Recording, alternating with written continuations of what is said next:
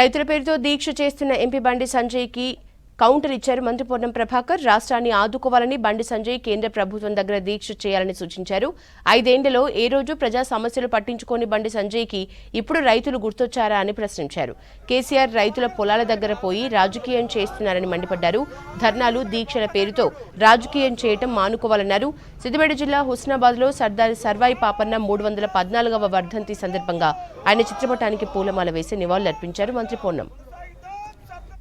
పాపన్న దగ్గర అందరూ కలిసి ఒక ఉద్యమ పోరాట స్ఫూర్తిని ఏ విధంగా తీసుకున్నారో ఈరోజు కూడా సమాజంలో మార్పు రావాలనుకునే సందర్భంలో అందరూ కూడా ఈ యొక్క ఆలోచనతో రావాలని కోరుతూ అటువంటి సామాజిక మార్పుకు శ్రీకారం చుట్టే సందర్భంలో అందరి సహకారాన్ని కోరుతూ మా అందరికీ ఆదర్శనీయుడు, ఆయన మార్గాన్ని ఆచరించే విధంగా సర్దార్ సర్వాయి పాపన్న అనుచరులంగా వారసులంగా మరి ఈ అంశాన్ని ముందుకు తీసుకునే సందర్భంగా వారికి మరొకసారి హృదయపూర్వకంగా నివాళులందరం అర్పిస్తా ఉన్నాం. సంవత్సరాలు కరీంనగర్ పార్లమెంటు సభ్యుడిగా ఎక్కడ కూడా ప్రజల మధ్యలో ప్రజా సమస్యల మధ్య లేనటువంటి కాబోయే మాజీ పార్లమెంటు సభ్యుడు బండి సంజయ్కి ఇప్పుడు రైతుల బాధ యాదికొచ్చింది. అటొక పక్క కేసీఆర్ గారు, ఇటొక పక్క ఈయన.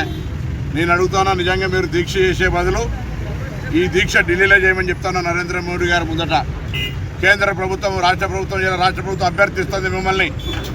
ఈ రాష్ట్రంలో రైతులకు ఇబ్బంది కలుగుతూ ఉంది. గత వర్షాకాలంలో వర్షాలు పల్లె, నీటి ఎద్దడి ఉంది, గ్రౌండ్ వాటర్ పడిపోయింది.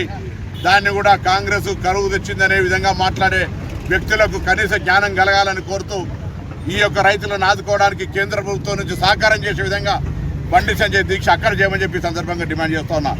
రాష్ట్ర ప్రభుత్వం కేంద్రానికి విజ్ఞాపన చేస్తూ ఉంది, విభజన హామీలు కూడా అమలు చేయని. తెలంగాణ విభజనను వ్యతిరేకించినటువంటి నరేంద్ర మోడీ గారి దగ్గర ధర్నా చేసి తెలంగాణకు నిధులు తీసుకురా. ఇవాళ ఓట్ల కొరకు మొన్నటిదాకా రామును ఫోటో పెట్టుకున్నారు, నరేంద్ర మోడీ ఫోటో పనిచేసిరు. మళ్ళీ ఇవాళ రైతుల మీద ముసలి కన్నీరు కారుతున్నారు. ఇవాళ కల్లాల దగ్గర మీరు వస్తారు, కల్లాల దగ్గర రైతులు కన్నీళ్లు పెట్టుకున్నారు. ఎక్కడ వేనో బండి సంజయ్ అని అడుగుతా ఉన్నాం.